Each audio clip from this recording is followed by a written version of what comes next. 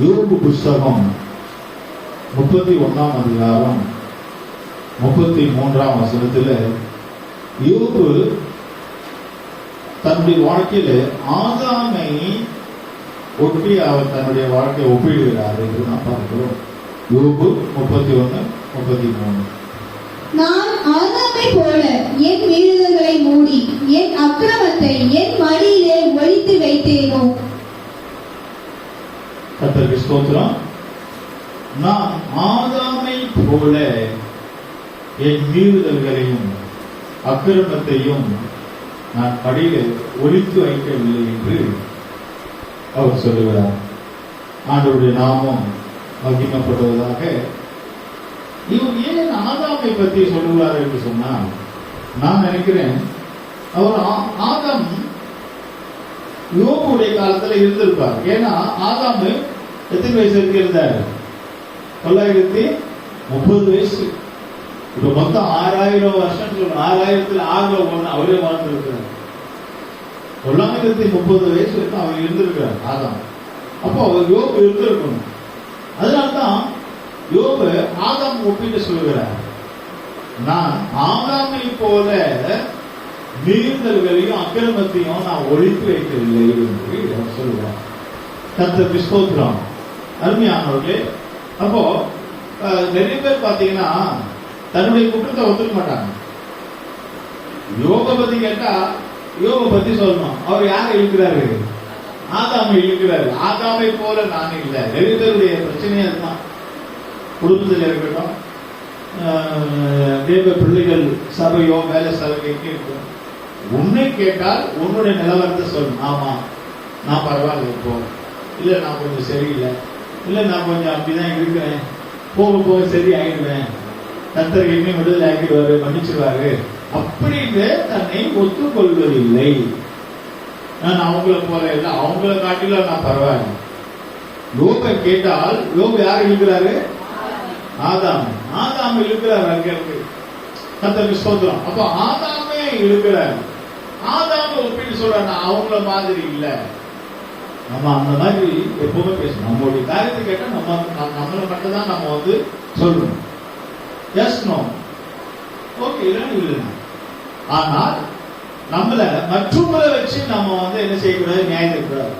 நான் அவங்கள போல இல்லை, நான் இவங்கள போல இல்லை, அது அந்த மாதிரி இல்லை, இந்த மாதிரி இல்லைன்னு நம்ம அவங்க சொல்லக்கூடாது. ஓகேங்களா? சரி, அது அப்படி போட்டோம். இப்போ ஆதாம் கிட்ட வரும். ஆதாமே குற்றப்படுத்து. ஏன் குற்றப்படுத்துறாருன்னா, நம்ம தப்பு செய்வோம் பண்ணால் மற்றவங்க நம்மளை குற்றம் தான் படுத்துவாங்க. என்னை யாரும் ஒண்ணு சொல்லக்கூடாதுன்னு சொல்லுவாங்க சிலர்.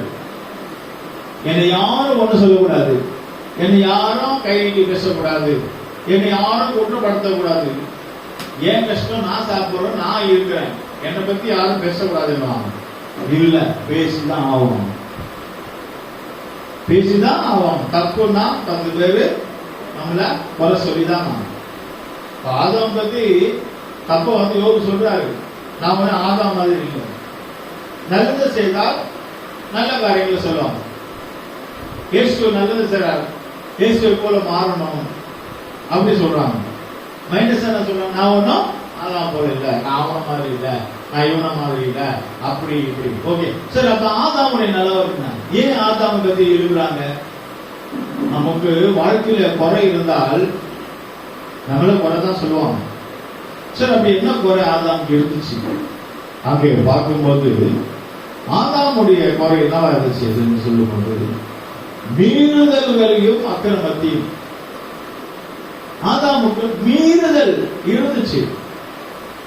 மீறுதல் என்ற பாவம். என்ன மீறுதல் என்ற பாவம்? ஆண்டவர் சொன்னதை அவர் மீறி செய்தான். ஆண்டவர் இந்த கனியை குசிய கூடாது, நீ அங்க போக கூடாது, நீ இதை செய்யக்கூடாதுன்னு சொன்னால் ஆதாம் என்ன செய்தார்? மீறி செய்தார். கர்த்தருக்கு ஸ்தோத்திரம். நம்முடைய வாழ்க்கையில நம்ம அப்பா அம்மா சொல்லுவாங்க இதை செய்யாத, அதை மீறி நம்ம செய்கிறவராக. இந்த ஊழியக்காரங்க சொல்லுவாங்க, சபை நடத்துகிற ஊழியக்காரங்க பாஸ்டர் சொல்லுவாங்க, விசுவாசிங்க பண்ணக்கூடாது, அதை பண்ணக்கூடாது. ஊழியக்காரங்க பேச்சை மீறி அந்த காரியத்தை செய்யும்போது அது பாவமாய் மாறும். கரண்ட்ல வேலை செய்யற ஈவிகாரன் அந்த கரண்ட சுத்தி ஒரு வயரம் கம்பி வச்சிருப்பான். இதை தொடக்கூடாது, அபாயம். கேள்விப்பட்டிருக்கோம். கரண்ட் பக்கத்துல ஒரு போர்டு வைப்பான், அபாயம். அதோட அர்த்தம் என்ன? டேஞ்சர், இங்க தொடாதீங்க, வராதீங்க, கிட்ட வராதீங்கன்னா உங்களுக்கு இங்க ஆபத்து இருக்கு. அதை மீறி போய் தொட்டால் மரண சான்று. அப்போ அது போல எதிர் தோட்டத்துல அபாயம் என்ற ஒரு இடத்துல ஒரு வச்சா ஆண்டவர் நன்மை தீமை புசுக்காதீங்க, இங்க போகாதீங்க. ஆனால் தேவன் சொன்னதை கேட்காமல் அவங்க அங்க போனாங்க, புசித்தாங்க. மீறி செய்கிறது தான் பாவம். மீறி செய்வது, மீறுதல்னா ஒரு காரியத்தை சொல்லியே கேட்காம அடங்காம பண்றதுதான் மீறி. தெரியாம பண்றது வேற, தெரியாம பண்ணிட்டு அது வேற. ஆனா தெரிஞ்சு செய்கிறது தான் மீறுதல். ஓகேங்களா? இதுக்கு ரெஃபரன்ஸ் நம்ம பார்க்கும்போது நம்ம தாவீது ராஜா ஹீரோ இந்த காரியத்தை அவர் செய்கிறார். சங்கீதம் 51ஆம் சங்கீதம் 1ஆம் வசனத்துல நம்ம படிக்கிறோம். 51:1. தேவனே, உமது கிருபையின்படி எனக்கு இரங்கும், உமது மிகுந்த இரக்கங்களின்படி என் மீறுதல்கள் நீங்க என்னை சுத்திகரியும். என் மீறுதல்களை நீங்க என்னை சுத்திகரியும். மீறுதல் நீங்க வேண்டும். இந்த மீறுதல் வந்து அவனை பாவத்துக்குள்ள கொண்டு வந்துச்சு. என்ன மீறுதல்? என்ன செய்யலாம்? அதுக்கு முன்னாடி இந்த என்ன செய்து எழுதுறாரு இங்க இந்த வசனத்தை, இந்த வார்த்தையை என்ன செய்து எழுதுகிறார்? தேவனே, முதல்ல எனக்கு இறங்கும், நான் தப்பு பண்ணிட்டேன், நான் சொன்னதை கேட்கல, என்ன மன்னியும் சொல்லிட்டு அவர் சொல்றாரு, மீறுதல்கள் செய்த பாவத்தை நீக்க ஆண்டவரே. இந்த வெள்ளை ட்ரெஸ்ல ஒரு அழுக்கு பட்டுச்சு, அதை சோப் போட்டு ஆலா போட்டு அதை ஊற வச்சு அதை கரையை நீக்கணும். அதான் நீக்க சொல்லு. என்னுடைய மீறி செய்கிற பாவம். அப்படின்னா மீறி செய்கிற பாவத்தை தப்பு பண்ணிட்டு எழுதுறாரு. நான் தப்பு பண்ணிட்டேன், அதை நீக்கணும். என்ன பண்ணாரு? யுத்தம் வந்தது. யுத்தம் வரும்பொழுது தாவீது எல்லாரும் ரெடி ஆகுங்க, வீரர்கள் எல்லாம் ரெடி ஆகிட்டு எல்லாரும் யுத்தத்துக்கு போவாங்கன்னு சொன்னார். எல்லாரும் அனுப்பிட்டாரு, யுத்தத்துக்கு எல்லாரும் அனுப்பிட்டாரு. அனுப்பிட்டு யாரு போல? தாவீது போல. ஏன்? இஸ்ரவேல் ஜனங்கள் என்ன கேட்டாங்க? எங்கள் யுத்தத்தை நடப்பிக்க, யுத்தத்தை நடத்த எங்களுக்கு ஒரு ராஜா வேணும் தான் கேட்டாங்க. அப்ப யுத்த காலத்துல முன்னாடி நிக்கணும் யாரு? ராஜா தான். ராஜா தான் நிக்கணும். இவர் எல்லாரும் அனுப்பிட்டாரு, போங்க எல்லாம் யுத்தம் வந்துச்சு, யுத்தத்துக்கு போங்கன்னு சொல்லிட்டு இவர் வீட்டிலேயே இருந்துட்டாரு. அங்கதான் மிஸ்டேக் விழுக வருது. யுத்தம் என்று சொன்னால் வானமண்டலத்தில் இருக்கிற பொல்லாத சேனையோட நமக்கு யுத்தம் உண்டு. ஓகேங்களா? யுத்தம் சாத்தானோட யுத்தம் உண்டு, பொல்லாத சேனைகளோட யுத்தம் உண்டு என்று நான் பாக்குறேன். அப்ப யுத்த காலத்துல நீ போகாம உன்னை அதுக்கு தானே ராஜாவாக்குறாங்க. நீ யுத்த காலத்துக்கு போகாம உன்னை யார் வீட்டுல உட்கார சொன்னா? இவர் எல்லாரையும் அனுப்புறாரு. சிலர் தான் பண்ணுவாங்க, போக எல்லாரும் சபைக்கு போக, யாரும் ஏன் சபைக்கு போல, நீ போல, நான் போ எல்லாரும் சபைக்கு போக சொல்லிட்டு அவங்க வீட்டுல உட்காருவாங்க. வீட்டுல உட்காந்து என்ன பண்ணுவ? தாவீது என்ன பண்ணாரு? சும்மா இருந்தாரா? மொட்டை மாடி கேடுறாரு. வீட்டுல நீ தூங்குனியா முடியலன்னு சொல்லிட்டு இவர் என்ன பண்ணாரு? மொட்டை மாடிக்கு ஏறுறாரு. மாடி மேல ஏறி அங்க உலாவுகிறாரு. நீ யுத்தத்துக்கு போகாம, சபைக்கு போகாம, சபையில போய் ஜபம் பண்ணுவதுதான் யுத்தம். நீ சபை நேரத்துல சபைக்கு போகாம, யுத்த நேரத்துல யுத்தத்துக்கு போகாம வீட்டுக்கு மேல ஏறி அவங்க உலாவி கொண்டிருந்தாரு. உலாவி கொண்டிருக்கும் போது பக்கத்து வீட்டுல ஒரு பொம்பளை குளிச்சுட்டு இருக்கா. ஒரு பெண்ணு கல்யாணம் ஆனவ குளிச்சுட்டு இருக்கிறத இவர் பார்த்துட்டாரு. பார்த்த உடனே சிலர் வந்து பார்த்த உடனே எனக்கு வேணும், பார்த்த உடனே அந்த பொண்ணு எனக்கு வேணும். யாரும் அந்த பொண்ணு விசாரி. அப்போ கேக்குறாங்க, ராஜாவே அந்த பொண்ணுக்கு கல்யாணம் ஆயிடுச்சு. சரி, அதுக்கு என்ன இப்போ கல்யாணம் ஆனா என்ன? அவன் புருஷன் இருக்கிறானே, சரி புருஷனை கொண்டுரும். பாருங்க, படம் மாதிரி சினிமா திரைப்படம் மாதிரி போவோம். சரி புருஷனை கொண்டுடுவோம். சொன்ன மாதிரி ஐடியா கொடுத்து புருஷனை கொண்டுட்டு, அதெல்லாம் சொல்றதுக்கு நேரம் இல்லை, புருஷனை கொண்டுட்டு இவரையும் எடுத்துக்கிட்டு பாருங்க, அங்க யுத்தத்துக்கும் போகாம தப்பு மேல தப்பு பண்றான் பாருங்க. யுத்தத்துக்கும் போல, சபைக்கு போல, ஜபத்துக்கும் போல, சாத்தானுடைய யுத்தம் பண்ற சபைக்கு அந்த யுத்த காலத்துக்கு போல வீட்டுல இருந்து தப்பு. நீங்க நல்லா விளங்கி கொள்ள வேண்டிய சத்தியத்தை, சபை நேரத்துல ஞாயிற்றுக்கிழமை நேரத்துல சபைக்கு வராம வீட்டுல இருந்த அங்கதான் பிடிப்பான் சாத்தான். ஸ்டார்ட் பண்ணுவான். ஒருவேளை டியூட்டி, இப்ப அவங்க நர்ஸ் இருக்காங்க, நர்சிங் அவங்களுக்கு லீவ் விட மாட்டாங்க. சில முக்கியமான வேலைகள்லாம் அவங்க லீவ் விட மாட்டாங்க. அது தப்பு இல்லை. ஏன்னா அது அவங்க உயிரை காப்பாத்துறாங்க, அவங்களுக்கு லீவ் கிடைக்காது. ஆனா வேலைக்கு போனா சம்பளம் கிடைக்கும், ஓட்டி கிடைக்க மாட்டாங்க, அது தப்பு. வீட்டுல இருக்கிறது தப்பு. இந்த தாவீது யுத்தவலத்துக்கு போகாம சபை நேரத்துக்கு போகாம வீட்டுல உட்கார்ந்ததுனால தப்பாச்சா? சபைக்கு வராம வீட்டுல இருந்தா கண்டிப்பாக பிசாசு பிடிப்பான். சபைக்கு வராதவங்க வீட்டுல போய் பாருங்க, ஒரு சீரியல் பார்ப்பாங்க, இல்லைன்னா சூதாட்டம் ஆடுவாங்க, இல்லைன்னா அந்த சத்துருக்கு முன்னாடி ஒழிஞ்சிட்டு இருக்கிற மாதிரி ஒருவேளை கடன்காரங்க வந்து அவன் வந்துடுறான் இவன் வந்துடுவான் வீட்டுல உள்ளுக்குள்ள பயந்துட்டு இருப்பாங்க. இதுதான் நடக்குமா வெளியே வீட்டுல உட்காந்து ஜபமா பண்ண போறோமா? இல்ல. ஓகேங்களா? அப்ப ஆராதனை நேரத்தில் ஆராதனைக்கு வரலன்னா அங்க என்ன, நம்ம கண்ணு எதை நோக்கி இருக்கும்? ஆராதனைக்கு வந்தா கர்த்தருடைய தரிசனத்தை சமூகத்தை பார்ப்போம், பாட்டு புக்க பார்ப்போம். ஆராதனைக்கு வந்தா நம்ம கண்ணு எங்க இருக்கும்? எங்க பார்ப்போம்? மொபைல பார்ப்போம். ஆராதனை நேரத்துல நம்ம கண்ணு எந்த மொபைல பார்ப்போம். தாவீது அவன் கண்ணு எங்க போச்சு? தாவீது என்ன பண்ணது? அங்க வேற ஒரு ஸ்திரீ குளிச்சுட்டு அதை பார்க்கலாம். நீ தேவையில்லாத இடத்துக்கு நீ போனதுனால தானே. நீ சபை நேரத்துல போயிருந்தா உன் கண்ணு பட்டிருக்கமா? படாது. அப்போ சபை நேரத்துல ஆராதனை நேரத்துல டிவி பாக்குறது, மொபைல் பாக்குறது, இந்த நேரத்தை நம்ம வச்சுக்க கூடாது. 12 மணி வரைக்கும் மொபைல தொடக்கூடாது. அதனாலதான் சில விசுவாசிகள் மொபைல ஆஃப் பண்ணிடுவாங்க, சுவிட்ச் ஆஃப், சைலண்ட்ல போடு. சைலண்ட்ல போட்டா கூட மெசேஜ் வரும், யாருன்னு பார்ப்போம். டோட்டல் ஆஃப் பண்ண 12 மணி வரைக்கும் ஆராதனை முடிவு வரைக்கும் ஆஃப் பண்ணிடும். எமர்ஜென்சி காலங்கள் பரவாயில்ல ஆஃப் பண்ணு. இல்லைன்னா நம்ம கண்ணு என்ன செய்யும்? தீட்டுப்பட வேண்டியதா இருக்கும். நம்ம கண்ணு மொபைல பார்க்க வேண்டியதா இருக்கும். நம்மளை ஆராதிக்க விடாது, நம்மளை தேவனை ஆராதிக்க விடாது, அபிஷேகம் பெற விடாது, நம்மளை டிஸ்டர்ப் பண்ணிட்டே இருக்கும். வீட்டுல இருந்தாலும் டிவி ஓடும், ஆராதனை வேலை வீட்டுல டிவி ஓடும். ஏன்னா இப்ப டிவில என்ன வருது? ஏசப்பா வராரு, ஏசப்பா கதையை ஓட்டு சொல்லு.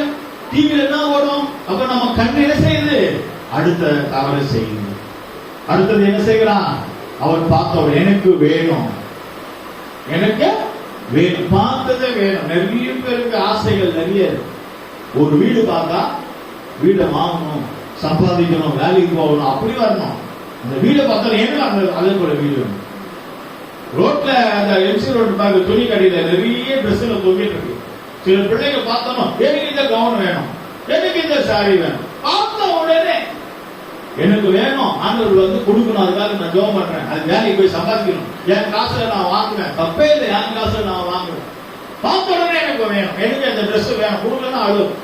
எனக்கு அந்த மொபைல் வேணும்னா வேணும், எனக்கு அந்த மொபைல் வேணும், எனக்கு அது வேணும், எனக்கு இது வேணும். சின்ன பிள்ளைங்க கொடுத்து பாருங்க, எனக்கு இது வேணும்னா என்ன பண்ணுவாங்க? பெரியவங்க கொடுத்துருவாங்க. ஏன்னா கொடுக்கலன்னா பசங்க கீழே கூட்டு பேர்க்க அழுவோம். நாளைக்கு இதை வேணும், நாளைக்கு வேற ஒண்ணு வேணும், அப்ப எப்படி கொடுக்க முடியும்? ஓகேங்களா?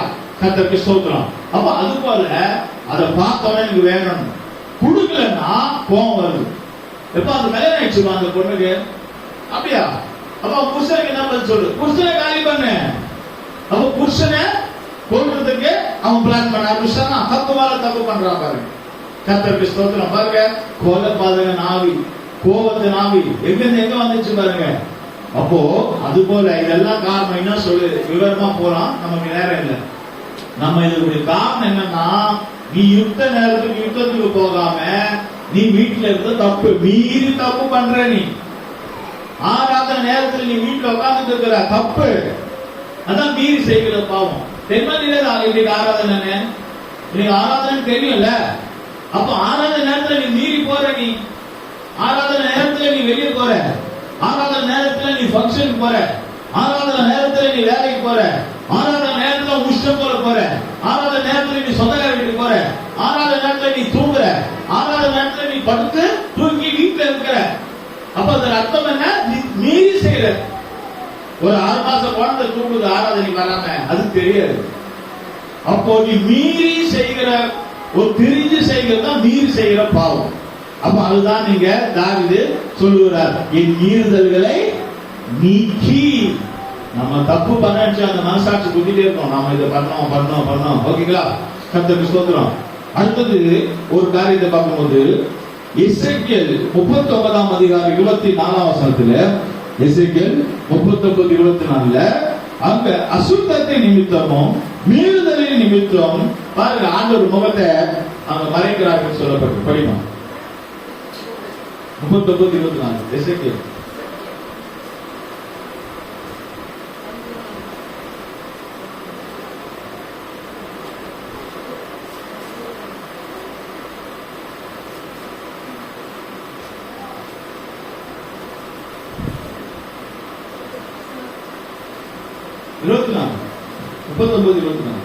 அவர்களுடைய அசுத்தத்துக்கு பாருங்க, அவர்கள் யாரு? ஜனங்கள், தேவ பிள்ளைகள் தான். அவர்களுடைய அசுத்தத்திற்கு தக்கதாகவும் அவர்களுடைய மீறுதலுக்கு தக்கதாகவும் நான் அவர்களுக்கு செய்து என் முகத்தை அவர்களுக்கு மறைப்பேன். என் முகத்தை அவர்களுக்கு மறைப்பேன். யார் சொல்றா?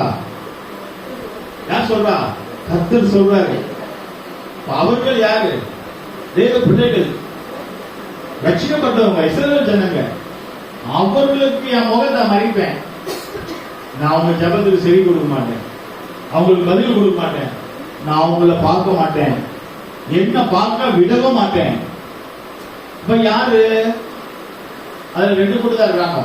அந்த 2 கூட்டத்தார் யாரு? அசுத்தத்திற்கும். அப்ப அசுத்தமான காரியம் செய்கிறவர்கள் தேவனை தரிசிக்க முடியாது. அவர் அவரே அப்போ சொல்றாரு, பரிசுத்தம் இல்லாதவர் ஒருவன் என்னை தரிசிக்க முடியாது. அப்ப பரிசுத்தத்துக்கு ஆப்போசிட் என்ன சொன்னா அசுத்தம். அசுத்தத்தில் இருக்கிறவங்க, அசுத்த அறிவுள்ள, அசுத்தத்துக்குள்ள இடப்படுறவங்க, அசுத்தமான காரியங்களை செய்யறவங்க ஆண்டவரை பார்க்க முடியாது. பாவம் செய்கிறவங்க ஆண்டவரை பார்க்க முடியாது. அருவருப்பானவர்கள் ஆண்டவரை பார்க்க முடியாது. அருவருப்பானவர்கள் என்று சொன்ன என்ன? அருவருப்பானவர்கள் தேவன் அருவருக்கிறார். சொல்லிருக்காங்க, தேவன் அருவருக்கிறாரா? யார் அருவருக்கிறாரு? யார? எத்தனையோ காரியங்கள் இருக்கு பாவிகள். அதுல ஒண்ணு யார அருவருக்கிறான்னா, ஆண்கள் பெண்கள் உடைய அணையக்கூடாது. பைபிள்ல சொல்லி, ஆண்கள் புருஷர்கள், ஆண்கள் பெண்கள் ட்ரெஸ் போடக்கூடாது. ஒரு ஆண் சாரி கட்டுறது, சுடிதார் போடுறது, ஸ்கர்ட் போடுறது, பாவாடை கட்டுறது, இந்த மாதிரி காரியங்கள்லாம் செய்யக்கூடாது. ஆண் பெண் ட்ரெஸ் போட்டுக்கிட்டு இருந்தால் தேவன் அவங்களை பார்க்கும்போது எப்படி பார்ப்பாரா? அருவருப்பான். சிலருக்கு பொம்பளை குழந்தை இருக்காது, ஒரே ஒரு பையன் மட்டும் தான் இருப்பான். அழகு பார்க்கறதுக்கு ஒரு மணி நேரத்துக்கு என்ன பண்ணுவாங்க, பெண்கள் ட்ரெஸ், பாப்பா பொம்பளை ட்ரெஸ் போட்டு ஒரு போட்டோ எடுத்துப்பாங்க. அது ஒரு பிரச்சனை இல்லை, அது என்ன கொஞ்சம் ஆசைக்காக அதை பண்ணிக்கிறாங்க. ஆனா நிரந்தரமாய் ஆண்கள் பெண்கள் ட்ரெஸ் போட்டால் எப்படி இருப்பாங்களா? தேவனுக்கு அருவருப்பு. அப்ப பெண்களும் ஆண்கள் ட்ரெஸ் போடக்கூடாது. ஏதோ குழுவுக்கு போடுறாங்க ட்ரெஸ் நினைச்சுக்கீங்களேன். ஆனா நார்மலா பாத்தீங்கன்னா இப்ப ஒரு பேண்ட் போடுறாங்க, இப்ப அது ஒரு ஃபேஷன் ஆயிடுச்சு. சரி, ஏதோ குழுவுக்கு போறாங்க வராங்க, கொஞ்சம் ஐடி கம்பெனி வேலை சார் பேண்ட் போடுறாங்க. ஆஃப் ட்ரவுசர் பெண்கள் பாத்தீங்கன்னா, பெண்கள் ஆஃப் ட்ரவுசர் போடுவாங்க, சின்னதா பண்ணி போட்டுப்பாங்க. அதெல்லாம் தப்பு தான். அப்ப அது ஆண்கள் ட்ரெஸ், ஒரு ஆம்பளை பையன் போடுற ட்ரெஸ். ஓகேங்களா? அப்ப பெண்கள் என்ன செய்வாங்க? இது செய்வாங்க. பெண்கள் செய்யக்கூடாத காரியங்கள் பாத்தீங்கன்னா, அப்பெல்லாம் பாத்தீங்கன்னா ஆண்கள் என்ன பண்ணுவாங்க? பச்சை குத்துவாங்க, நெஞ்சில கையில என்ன பண்ணுவாங்க? பச்சை குத்துவாங்க. ரசிக தலைவர்கள் பச்சை குத்தும். இப்ப பெண்கள் கூட எல்லாரும் என்ன செய்யறாங்க? கையில, காலில, இடுப்புல, நெஞ்சில, எல்லா இடத்துலயும் பச்சை கொடுத்துறோம். அந்த கேட்டு கொடுக்கிறாங்க. அது ஆண்கள் செய்ய வேண்டிய காரியத்தை பெண்கள் செய்யறாங்க. அது தேவனுக்கு முன்னாடி எப்படி இருக்கா? அருவருப்பாரு. அப்ப ஆண்கள் என்ன செய்யறாங்க? பெண்கள் ட்ரெஸ் போடலன்னா கூட பெண்கள் பண்ற மாதிரியே பண்ணுவாங்க. பெண்கள் என்ன பண்ணுவாங்க? பெண்களுடைய சுகம் என்ன? முடி வளர்ப்பாங்க. முடி வச்சு ஒரு ரப்பர் பேண்ட் போடுவாங்க. தப்பா? பெண்கள் முடி வளர்த்து ரப்பர் பேண்ட் போடுவாங்க. தப்பா? தப்பு இல்ல, அழகு. அதே ஆம்பளை பையன் முடி வளர்த்து ஒரு ரப்பர் பேண்ட் போட்டு ஏர் பேண்ட் போட்டு வச்சிருப்பான், அது தப்பு. தேவனுக்கு அருவருப்பாங்க. பொம்பளை பொண்ணு கம்பல் போடுது, வளையல் போடுது, பொம்பளை பொண்ணு செய்யுது. ஆனா ஆம்பளைங்களும் கம்பல் போடுறாங்க. ஆம்பளை பசங்க கம்பல் போடுறாங்க. இப்ப சின்ன குழந்தையோட கம்பல் போடுறோம். கம்பல் போடுறது யாருடைய பழக்கம்? அது யார் போடுறது? பெண்கள் போட வேண்டிய கம்பல ஆண்கள் போட்டால் அது எப்படி இருக்கு? தேவனுக்கு முன்பாக அருவருப்பா இருக்கு. தேவன் அருவருக்காரு அர்த்தம். இதெல்லாம் நானே ஒண்ணு போட்டுப்பேனே, நானே ஒரு கம்பல் போட்டுட்டேன்னா நீங்க என்ன வெறுக்கா பாருங்க, பாஸ்டர் சூப்பராக இருக்கிற கம்பல் தான் போட்டு அப்படின்னு. அப்ப எல்லாரும் ஒன்னு போட ஆரம்பிச்சுருவோம் இல்லையா? அப்ப அது நல்லா இருக்கு. இந்த ஒரு ஜிபாவை போட்டுக்கிட்டு ஒரு கம்பளம் ஒன்று போட்டுட்டா எப்படி தெரியும்? ஒரு மாதிரியா யோசிப்பாங்கல்ல. நான் பேசுற சத்தியம் உள்ள இறங்கமா என்னையே பார்த்துட்டு இருப்பாங்க, கம்பளே பார்த்துட்டு இருப்பாங்க இல்லையா? அப்ப அந்த மாதிரி ஆண்கள் பெண்களுடைய பொருள். அது யாருடைய பொருள்? கம்பல் யாருடைய பொருள்? பெண்கள் பொருள். பெண்கள் பொருள ஆண்கள் காதுல போட்டால் ஒருவேளை நான் கூட மன்னிச்சு விட்டுருவேன், சரி போட்ட பாவம் அப்படின்னு. ஆனா தேவனுடைய பார்வையில ஞாபகம் இருக்காது, அருவருப்பா இருக்கு. இந்த அருவருப்பானவர்களை பார்த்துதான் அசுத்தம். தேவன் உங்களுக்கு முகத்தை காட்ட மாட்டார். நீங்க கவனமா இருங்க. சிலர் விசுவாசிங்க அப்பா அம்மா செய்ய மாட்டாங்க ஐயோ அப்படின்னு. ஆனா குழந்தைங்களுக்கு ஒரு காதுல ஒன்று போட்டு விட்டுருவாங்க. என்ன விஷயம்னா, நீ காதுல போட்டு அவங்க போட்டாங்க இவங்க போட்டா சொல்லலாம். ஆனா தேவனுக்கு முன்பாக உன் குழந்தை எப்படி இருக்கு? அருவருப்பா இருக்கு. ஒருவேளை தெரியாம செய்திருந்தால் இனி அந்த விஷயத்துல கவனமாக இருக்க. ஏனால் தேவன் அவங்க அருவருக்கிறார். அவங்க தேவனுக்கு முன்னாடி எப்படி இருக்காங்களா? அசுத்தமா இருக்கிறாங்க. ஓகேங்களா? அவங்களுக்கு ஆண்டவர் முகத்தை காட்ட மாட்டார். ஆண்டவர் அவங்களுக்கு முகத்தை காட்ட மாட்டார். அதே வார்த்தையில சொல்லப்பட்டு அசுத்தமும் இரண்டாவது மீறுதலை நிமித்தம். யாருக்கு முகத்தை காட்ட மாட்டார்? இரண்டாவது மீறுதல்கள். அப்போ மீறக்கூடாது. ஒரு ஊழியக்காரன் இது செய்யக்கூடாதுன்னு சொன்னா செய்யக்கூடாது. ஒரு ஸ்கூல்ல டீச்சர் இது செய்யாதங்க தண்டனை கொடுக்குறாங்க. நீங்க லேட்டா வந்தா கையில் அடிப்பேன், லேட்டா வந்தா இந்த தப்பு முழங்கால் போடணும்னு ஒரு தண்டனை கொடுக்குறாங்க. எதுக்கு தண்டனை கொடுக்குறாங்க? அடுத்த முறை அதை நீ செய்யக்கூடாதான் தண்டனை கொடுக்குறாங்க. சிலர் என்ன பண்ணாங்க, டெய்லியும் போய் தண்டனை பனிஷ்மெண்ட் வாங்க. என்னன்னா அவங்க ஏன் தண்டனை கொடுக்குறாங்க அது தெரியாது. அதுபோல ஊழியக்காரங்க நமக்கு ஏன் அட்வைஸ் பண்றாங்க, ஏன் இதை செய்யக்கூடாதுன்னு உங்க மேல போராமைனால இல்ல, உங்க மேல கோபத்தினால அல்ல. உங்க மேல கோபமா நான் இருக்கிறேன், உங்க மேல போராமையா இருக்கிறேன், நீங்க நல்லா இருக்க எனக்கு பிடிக்கல அதனால உங்களுக்கு நான் பண்ணிட்டே இருக்கேன் அதல்ல. நீங்க மீறி போக கூடாது. ஆண்டு சொல்றாரு அந்த பக்கம் போகாத, அங்க நன்மை தீமை கனி இருக்கு அங்க போகாத, அங்க நிக்காத, அங்க பேச்சு கொடுக்காத. நீ சர்வம் கிட்ட பேசுனீன்னா நீ ஏமாத்தப்பட்டுருவ. நீ அந்த ரூட்டுக்கு போனீங்கன்னா நீ ஏமாத்தப்பட்டுருவ. நீ அந்த கனியை தொடாத, அதை சாப்பிடாத என்று ஆண்டவர் சொன்னார். அவன் மீறி போறான். ஊழியக்காரர்கள் பேச்சை கேட்கல, ஒரு ஸ்கூல்ல ஹெட் மாஸ்டர் டீச்சர் பேச்சை கேட்கலன்னு சொன்னால், பிள்ளைங்க அப்பா அம்மா பேச்சை கேட்கலன்னு சொன்னால் அது மீறி போகிறது, அது தப்பு. இப்ப ஆண்டவர் அவங்களுக்கு என்னத்தை காட்ட மாட்டாரா? முகத்தை காட்ட மாட்டார் என்று பார்க்கிறோம். அடுத்தது மீறி செய்கிறதான ஒரு காரியத்தை பார்க்கும்போது ஏசாயா 53 அதிகாரம் 5 வசனத்துல, ஏசாயா 53:5 பாருங்க, எல்லாருடைய மீறுதல்களை இயேசு கிறிஸ்து சிலுவையிலே சுமக்கிறார் என்று நாம் பார்க்கிறோம். 53:5 நம்முடைய மீறுதல்களின் நிமித்தம் நம்முடைய மீறுதல்களை நிமித்தம் அவர் காயப்பட்டு, யாரு? ஏசப்பா காயப்பட்டு, நம்முடைய அக்கிரமங்களின் நிமித்தம் அவர் நொறுக்கப்பட்டார். நமக்கு சமாதானத்தை உண்டு பண்ணும் ஆக்கினை அவர் மேல் வந்தது, அவருடைய தழும்புகளால் குணமாகிறோம். ஆமென், ஹல்லேலூயா. பாத்தீங்களா? நம்முடைய மீறுதல்களை அவர் ஏற்றுக்கொண்டு, சிலுவையை ஏற்றுக்கொண்டு நமக்கு காயங்களை கட்டி சமாதானத்தை கொடுத்து நம்முடைய நோய்களை அவர் சுமந்தாராம் சிலுவையில்.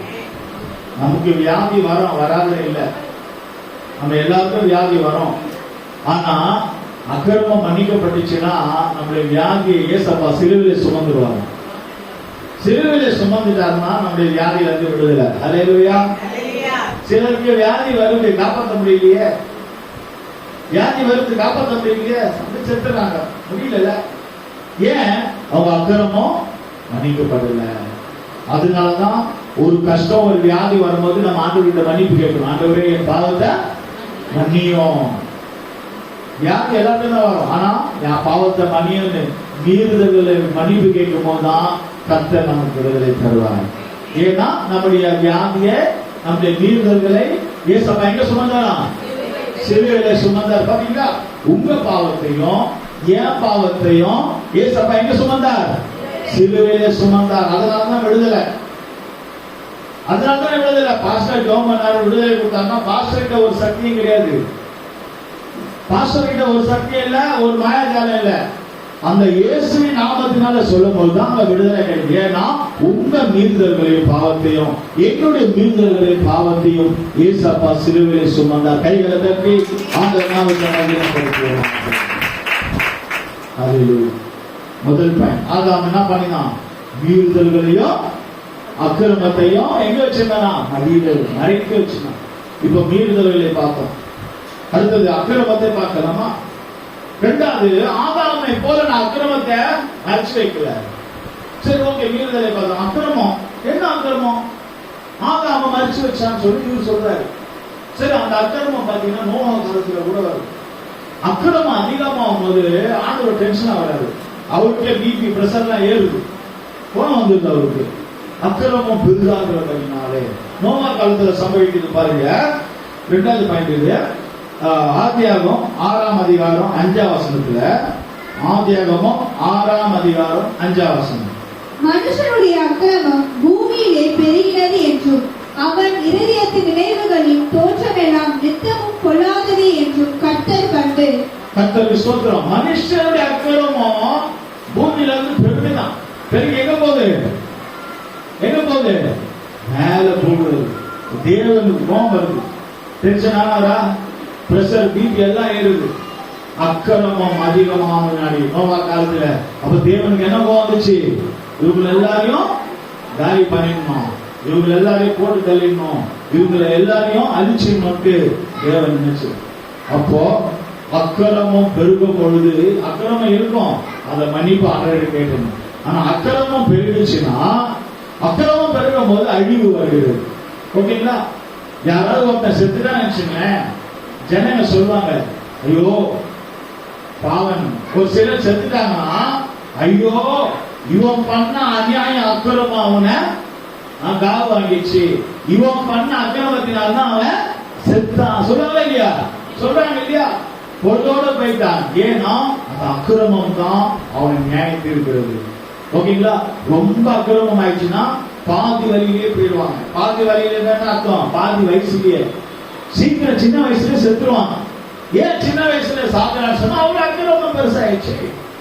ஓகேங்களா? கர்த்தருக்கு ஸ்தோத்திரம். அக்கிரமம் பெருகுது. நோவா காலத்துல ஆண்டவர் சொல்றாரு, அக்கிரமம் பெருகிறது ஒரு பேரை என்ன செய்யுது?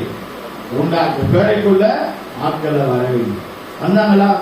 பேழைக்குள்ள வந்தவங்க பாதுகாக்கப்பட்டாங்க. சபைக்குள்ள வரவங்களை ஆண்டவர் என்ன செய்வாரு? பாதுகாப்பார். கொரோனாவில் நடந்துச்சா? எல்லா இடத்துலயும் சாவு, எல்லா தெருவிலையும் சாவு. சபைக்கு வரவங்களை மட்டும் கர்த்தர் பாதுகாத்தார். அல்லேலூயா. எத்தனையோ சபையே நடக்கல, அப்படிதானே? எத்தனையோ சபை நடக்கல, சபையெல்லாம் சாப்பிட்டாங்க. ஆனா கொரோனா நாட்கள்ல நம்முடைய சபை நடந்துச்சு. அல்லேலூயா. கர்த்தர் நமக்கே கொரோனா நாட்கள்ல சபை நடத்தி கொடுத்தார். அருமையானவர்களே, பேழைக்குள்ள வந்தா பாதுகாப்பு, சபைக்குள்ள வந்தா பாதுகாப்பு. அந்த பேழையை உண்டாக்கிட்டு மெஷர்மெண்ட் சொல்லுறாரு. எல்லாத்தையும் பண்ணிட்டு ஒரு ஜன்னல் சொல்றாரு. இருக்கா? ஜன்னல் இருக்கா பேழைக்கு? இந்த சர்ச்சுக்கு ஜன்னல் இருக்கா? இங்க ஒரு ஜன்னல் இருக்கு, பெரிய ஹாலுக்கு 2 ஜன்னல் இருக்கு இல்லையா? ஒரு ஜன்னல் வேணும். ஓகேங்களா? என்ன வேணும்? ஜன்னல் ஒண்ணு. வீட்டுக்கு வீடு மாதிரி 3 மாடி கட்டுறாரு நோவா. 3 மாடி கட்டி, அதாவது 3 மாடி நோவா கப்பல் போல கட்டுறாரு. மிருகங்களுக்கும் மனுஷனுக்கும் சாப்பாடு எல்லாமே அது கட்டி அவர் சொல்றாரு. ஆண்டவரே சொல்ற சொல்லி கொடுக்குறாரு, ஒரு ஜன்னல், ஒரு ஜன்னல். யாரு சொன்னாரு? நோவாவுக்கு வச்சாங்க ஜன்னல, வச்சாங்க. இந்த ஜனங்க தேவ பிள்ளைங்க கிறிஸ்துவங்க இத படிச்சுட்டு நோவாவு பேருக்கு ஜன்னல் ஜாகிட்ல ஜன்னல் வச்சுக்கிறாங்க. நிறைய பேர் தெரியாம பெருசா ஒரு ஜன்னல், பின்னால உடம்பு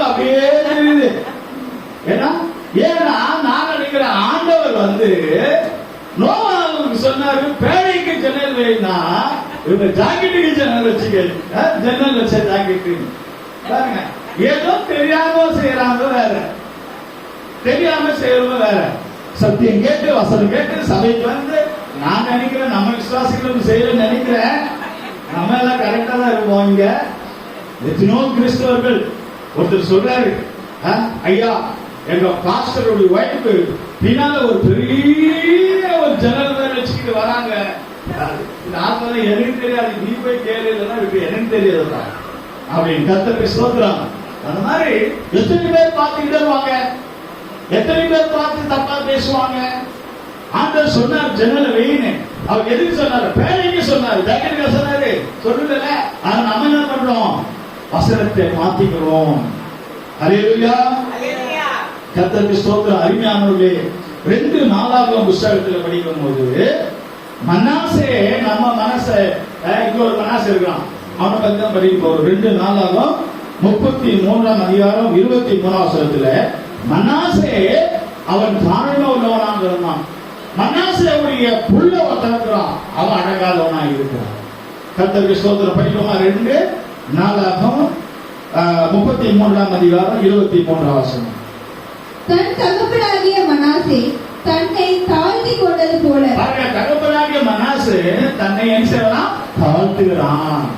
இந்த ஆமோன் என்பவர் கர்த்தருக்கு முன்பாக தன்னை தாழ்த்தாமல் மேன்மேலும் அக்கிரமம் செய்து வந்தான். இந்த ஆமோன் யாரு? யாருடைய பையன்? மனாசுடைய பையன். இந்த ஆமோன் மனாசை போல தாழ்த்தாம கர்த்தருக்கு முன்பாக தாழ்த்தாம இருக்கிறான். அதனாலே அவனுக்கு சம்பவிக்கிறது என்ன பாருங்க, அவன் தன்னை தாழ்த்தாமல் இருக்கிறதுனால அக்கிரமம் அங்க வருகிறது. பாத்தீங்களா? மனாசு வந்து தாழ்மையா இருக்கிறான், அவன் தாழ்மை உள்ளவனாக. ஆனா மனாசுடைய பிள்ளை அவன் பெருமையா இருக்கும். நிறைய பேர் பாத்தீங்கன்னா அப்பா அம்மா நல்லவங்களா இருப்பாங்க, அப்பா அம்மா தாழ்மையா இருப்பாங்க, அப்பா அம்மா நல்ல விசுவாசிகளா இருப்பாங்க. ஆனா பிள்ளைங்க பாத்தீங்கன்னா பெருமையா பேசுறது, பெருமையா நடக்கிறது ரொம்ப. ஏன்னா அப்பா அம்மா சொல்லுவாங்க, நாங்க தான் இப்படி கஷ்டப்பட்டோம், நாங்க தான் இது பண்ண. அவங்க பிள்ளைங்க ஒரு கஞ்சாடியா மன்னிச்சு விட்டுறாங்க. என்ன தப்பு பண்ணாலும் சரி, என்ன பண்ணாலும் சரி, பரவாயில்ல, என் பிள்ளைங்க பரவாயில்ல, பேர பிள்ளைங்க பரவாயில்ல. ஆனா இங்க அப்படி இல்ல. மனாசு தாழ்மையா இருந்தா மனாசுடைய தம்பி அவனுக்கு தாழ்மை இல்லை. தாழ்மை இல்லைன்னா அடுத்த கட்டம் என்ன வந்திருது? அக்கிரமம். நீங்க நல்லா விலகி கொள்ளணும். தேவ பிள்ளைகள் சபைக்கு வருவங்க தாழ்மையா இருந்தால் அக்கிரமம் பாவம் நம்ம கிட்ட வராது. நம்ம தாழ்மையா இருந்தால் போதும், கர்த்தர் நம்மள மனாஸ் போல உயர்த்துவார். கர்த்தருக்கு ஸ்தோத்திரம். அடுத்ததாக ஒரு வசனம் சங்கீதத்துல பார்க்கிறோம். 66ஆம் சங்கீதம் 18ஆம் வசனத்துல, என் இருதயத்துல அக்கிரமம் சிந்தை இருந்தால் தேவன் எனக்கு செவி கொடுக்க மாட்டார். 66:18 படிங்க. என் இருதயத்தில் அக்கிரம சிந்தை கொண்டிருந்தேன், ஆனால் ஆண்டவர் எனக்கு செவி கொடார். பாத்தீங்களா? நீங்க என்ன ஜெபம் பண்ணாலும் சரி, ஆண்டவர் எனக்கு செய்யல, எனக்கு செய்யல, எனக்கு மட்டும் தான் செய்ய மாட்டாரு, எனக்கு மட்டும் தான் செய்ய மாட்டாரு, எனக்கு செய்யலன்னு சொன்னா கதை நடக்காது. உன் இருதயம் நல்லா இல்லையே, உன் இருதயத்தில் அக்கிரமம் இருக்க, உன் இருதயத்தில் அக்கிரமத்தை வைத்து எந்த ஒரு ஜபத்துக்கு ஆண்டவர் என்ன செய்ய மாட்டார்? பதில் கொடுக்க மாட்டார். அப்போ அக்கிரம சிந்தைன்றத அகற்றி விடணும். நிறைய பேர் பாத்தீங்கன்னா சிலர் ஆண்டவர் வெயிட்டிங் கொடுப்பாரு, கொஞ்ச நாள் காக்கிறேன்னு சொல்லுவாங்க, அது வேற. ஆனா நம்ம ஜபமே கேட்கப்படலன்னு சொன்னால் அக்கிரமம் அங்க இருக்கிறது. தாவீது சொல்கிறார், என்னுடைய விண்ணப்ப ஜபம் திரும்பி மேல போய் பரலோகத்துக்கு போய் திரும்பி வந்துடக்கூடாது, என் மடியில வந்துடக்கூடாது. நிறைய பேர்களுடைய ஜபம் நல்லா ஜெபிக்கிறாங்க, ஆனா அந்த ஜபம் கேட்க மாட்டேங்கிறது. கர்த்தருக்கு ஸ்தோத்திரம். எப்படி கேட்கும்? உன் இருதயம் சரியில்லையே, உன் இருதயத்தில் அக்கிரமம் இருக்க, உன் இருதயத்துல மற்றவங்களை மன்னிக்க மாட்டியே, உன் இருதயத்துல தாழ்மை இல்லையே, உன் இருதயத்துல கசப்பு இருக்க, உன் இருதயத்துல எந்த ஒரு நல்ல இது இல்லையே, அப்புறம் எப்படி ஜபத்தை ஆண்டவர் கேட்பாரு? எப்படி கேட்பாரு? கேட்க மாட்டாரு. சிலர்லாம் பாத்தீங்கன்னா பிடிக்கலன்னா கிட்ட வரும்போது டக்குனு மூஞ்ச மாத்திப்பான். நீ எப்படி மூஞ்ச மாத்துறியோ உன்னை பார்த்து தேவன் மூஞ்ச மாத்துற. அதனால உங்களுக்கு தேவனை பார்க்க முடியல. எவ்வளவு வைராக்கியம் வந்தா, எவனா வந்தா, கசப்பா வந்தா பார்த்துட்டு போயிட்டு இருக்க. இது என்ன இருக்கு சொல்லுவ பார்க்கலாம். இந்தியத்தில் அக்கிரமத்தையும் பாவத்தையும் வைத்து நீ என்ன ஜபம் பண்ணாலும் அந்த ஜபத்தை ஆண்டவர் கேட்க மாட்டார். கர்த்தருக்கு ஸ்தோத்திரம். அருமையானவர்களே, கடைசியாக ஒரு வசனம் சொல்கிறேன். மத்தேயு 24ஆம் அதிகாரம் 12ஆம் வசனத்துல, அநேகருக்கு அக்கிரமம் பெருக்கிறதுனால தேவனுடைய அன்பு குறைவாகி விடுகிறது. 24:12 படிப்போமாக. அக்கிரமம் மிகுதியாவதினால் அநேகருடைய அன்பு தணிந்து போகும். பாருங்க, அக்கிரமம் மிகுதி, அநேகருடைய அன்பு தணிந்து போகுது. கர்த்தருக்கு ஸ்தோத்திரம். நம்ம சபைக்கு வந்த புதுசுல பாத்தீங்கன்னா எல்லாருக்கும் சோதரம் பண்ணணும். எல்லாருக்கும் சோதரம், சோதரம் சிஸ்டர், சோதரம் பிரதர், சோதரம். ஏன்னா ஆண்டவர் நம்முடைய அக்கிரமத்தை மன்னிச்சு விட்டார். தாழ்மையா போக போக பார்த்தா நம்ம பிடிச்சவங்களை மட்டும் தான் சோதரம் பண்ணணும். நமக்கு யாரை பிடிக்குதோ அவங்களுக்கு சோதரம் பண்ணணும் இல்லையா? ஒருவேளை நமக்கு யாரா சோதரம் பண்ணா நம்ம திரும்பி சோதரம் பண்ணணும். அப்புறம் என்னன்னா, நமக்கு யாரை பிடிக்குதோ அவங்களுக்கு. அப்போ அன்பு குறைகிறது. ஓகேங்களா? சரி, அது போட்டோம். அது போல ஆண்டவர் மேல வச்சிருக்கிற அன்பு குறையுது. எப்ப பார்த்தாலும் ஆண்டவர் வரப்போகிறாரு, பரலோகத்துக்கு போகணும், நம்மளும் ஆண்டவருக்கு ஊழியம் செய்யணும், சேவை செய்யணும், ஊழியம் செய்யணும், ஊழியம் செய்யணும், ஊழியம் செய்யணும், ஆண்டவருக்கு ஊழியம் செய்யணும். கர்த்தருக்கு ஸ்தோத்திரம். ஆண்டவருக்கு ஊழியம் செய்யணும்னு இருக்கு இல்லையா? அப்புறம் போக போக இன்ட்ரெஸ்ட் போயிட்டு, ஏன்னா ஏன் அன்பு குறைஞ்சிச்சு. ஆண்டவர் மேல இருக்கிற அன்பு குறைஞ்சதுனாலதான் அங்க அக்கிரமம் வந்துச்சு. அக்கிரமம் வந்ததுனாலதான் ஆண்டவர் மேல இருக்கிற அன்பு குறைஞ்சிச்சு இல்லையா? இப்ப ஆண்டவர் மேல அன்பு இல்லாம நாம எதுவும் பண்ண மாட்டோம், ஊழியம் பண்ண மாட்டோம், ஊழியம் செய்ய மாட்டோம் இல்லையா? அப்ப ஏன் ஊழியம் செய்யணும்? அன்பு இருந்தாலும் ஊழியம் செய்யணும். நம்ம எல்லாம் பணத்துக்காக ஊழியம் செய்யறீங்க. நீங்க எல்லாம் உங்களுக்கு எல்லாம் ஒன்று செய்றீங்க. உங்களுக்கு பணம் கொடுக்குறாங்களா சபையில? இல்ல உங்க பாஸ்டர் தான் பணம் கொடுக்குறாரா? பாய் போடுறதுக்கு பணம் கொடுக்குறாரா? பாத்ரூம் கலவரத்துக்கு மியூசிக் வாசிக்க அதுக்கு இதுக்கெல்லாம் பணம் கொடுக்குறாரா? இல்ல. அப்ப எதுக்கு இந்த ஊழியத்தை செய்யறோம்? அன்பு, தேவன் மேல வைத்த அன்பு.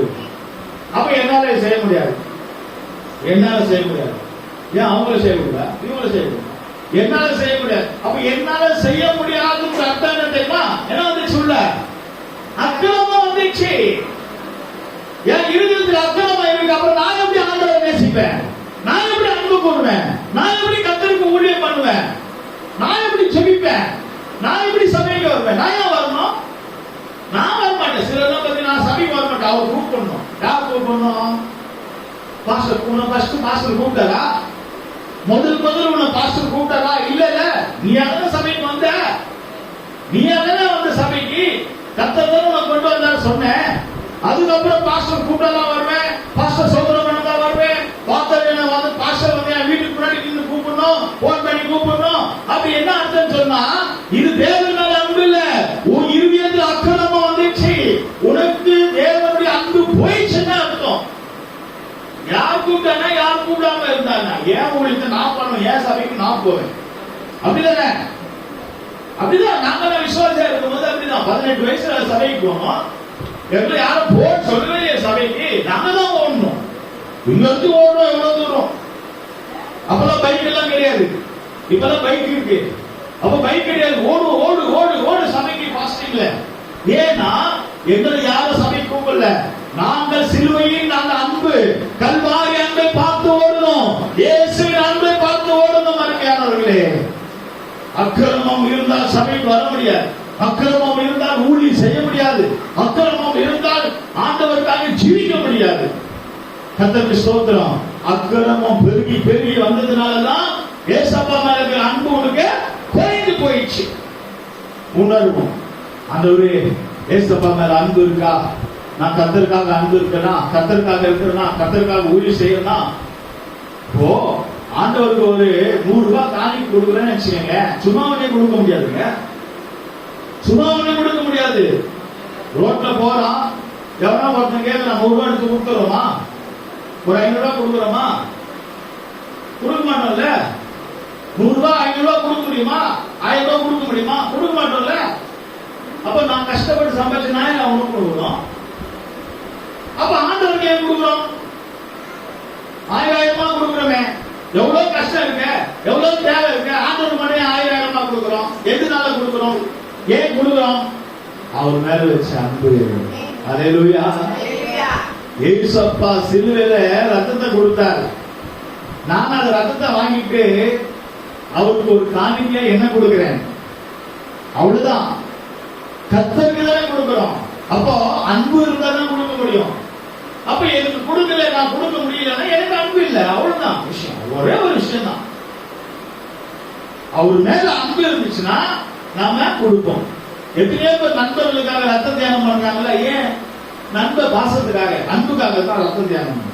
இப்ப நம்ம ஆண்டவருக்கு கொடுக்கிறோம், அவர் மேல அன்பு இருக்கு, கொடுக்கிறோம். அப்ப அன்பு இல்லைன்னா நம்ம கொடுக்க மாட்டோம். அக்கிரமம் செஞ்சு அக்கிரமம் என்ன நம்ம செய்ய மாட்டோம். அப்புறம் அக்கிரமம் பெருகிறதுனாலே அநேகருடைய அன்பு என்ன வச்சான்? தனிந்து போயிட்டு. ஒரு காலத்துல நீங்க எப்படி சபைக்கு வந்தீங்க, ஒரு காலத்துல எப்படி ஊழியம் செய்தீங்க, ஒரு காலத்துல எப்படி ஜெபிச்சீங்க, ஒரு காலத்துல முழங்கால நின்றீங்கல்ல, ஒரு காலத்துல பைபிள கையில எடுத்தீங்கல்ல, ஒரு காலத்துல சாட்சியா இருந்தீங்கல்ல, அந்த சாட்சி எங்க? அந்த அபிஷேகம் எங்க? அந்த வல்லமை எங்க? அன்பு குறைஞ்சிச்சா?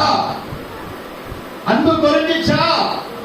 ஒருவேளை குறைஞ்சா இப்ப புதுப்பித்துக் கொள்வோமா? கண்ணை மூடலாமா? ஆண்டவரே, எனக்கு சிலுவையில் அன்பு கம்மியாயிடுச்சு. ஆண்டவரே, அக்கிரமத்தினாலே அன்பு தேவனால வச்ச அன்பு குறைஞ்சிச்சு. இந்த வேலையிலும் கர்த்தருடைய நினைவு கூட்டுகிறார். கர்த்தருடைய கல்வாரி அன்பு பெருகட்டும். கர்த்தர் மேல் வைத்திருக்கிற அன்பு பெருகட்டும். இயேசுவின் அன்பினால நிரப்பப்படுவோமாக. கர்த்தருடைய ஊழியம் செய்வோமாக. அன்பினால கர்த்தருடைய ஊழியம் செய்வோம். அன்பினால கர்த்தருடைய சபையில